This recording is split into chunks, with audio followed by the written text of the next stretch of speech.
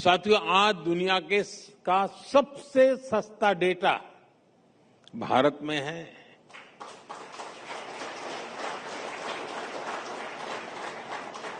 हम सस्ते और अच्छे स्मार्टफोन बना रहे हैं। अभी सत्य ने उसका बड़ा वर्णन किया। भारत दुनिया के फास्टेस्ट 5G रोल आउट करने वाले देशों में से एक है। हमने आधार को बैंकिंग, मोबाइल कनेक्टिविटी और सर्विसेज से जोड़कर ई-केवाईसी और डिजिटल ऑथेंटिकेशन जैसी सर्विसेज को पॉसिबल किया है।